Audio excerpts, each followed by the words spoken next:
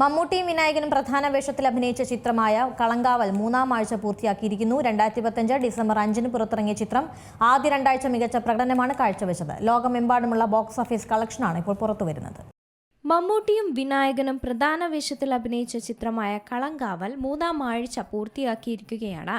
2025 December 5-ന് പുറത്തിറങ്ങിയ ചിത്രം ആദ്യ രണ്ടാഴ്ച മികച്ച പ്രകടനമാണ് കാഴ്ചവെച്ചതും. ലോകമെമ്പാടുമുള്ള ബോക്സ് ഓഫീസിൽ നിന്ന് 21 ദിവസം കൊണ്ട് 81.70 കോടി രൂപയാണ് കളങ്കാവൽ നേടിയത്. കേരളത്തിൽ നിന്ന് 36.30 കോടിയാണ് ചിത്രം നേടിയത്. മിഡിൽ ഈസ്റ്റിൽ ചിത്രം $3.39 മില്യൺ നേടി.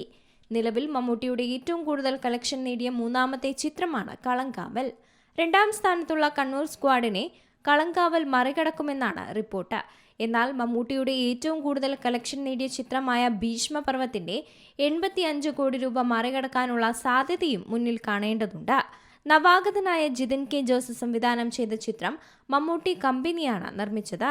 കുറുപ്പ് എന്ന സിനിമയുടെ കഥാകൃത്തായ ജിതിൻ കെ ജോസ ജിഷ്ണു ശ്രീകുമാറിനൊപ്പമാണ് ചിത്രത്തിനായി തിരക്കഥ ഒരുക്കിയത്. ഭീഷ്മപർവം, കണ്ണൂർ സ്ക്വാഡ്, ബ്രഹ്മയുഗം, ടർബോ തുടങ്ങിയ സൂപ്പർ ഹിറ്റുകൾക്ക് ശേഷം 50 കോടി ക്ലബിലെത്തുന്ന മമ്മൂട്ടി ചിത്രം കൂടിയാണ് ഇത്. മമ്മൂട്ടി കമ്പനിയുടെ 7ാമത്തെ നിർമ്മാണ സംരംഭമാണ് കളങ്കാവൽ. 50 കോടി ക്ലബ്ബ് എന്ന നേട്ടം ഏറ്റവും വേഗത്തിൽ കൈവരിക്കുന്ന 6ാമത്തെ മലയാള ചിത്രമായി കളങ്കാവൽ മാറി. 2000-ന്റെ തുടക്കത്തിൽ നടക്കുന്ന ചില സംഭവങ്ങളാണ് ചിത്രത്തിന്റെ പശ്ചാത്തലം. ചിത്രത്തിൽ SI ജയകൃഷ്ണനായി വിനായകനും സ്റ്റാൻലി ദാസായി മമ്മൂട്ടിയും അഭിനയിച്ചിട്ടുണ്ട്.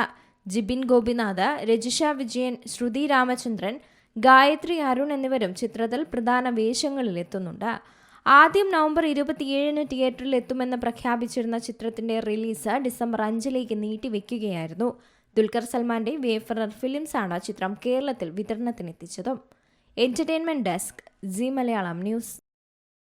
ഏറ്റവും പുതിയ വാർത്തകളും വിശേഷങ്ങളും വിരൽ തുമ്പിലറിയാൻ സി മലയാളം ന്യൂസ് എല്ലാ ഡിജിറ്റൽ പ്ലാറ്റ്ഫോമുകളിലും ലഭ്യം.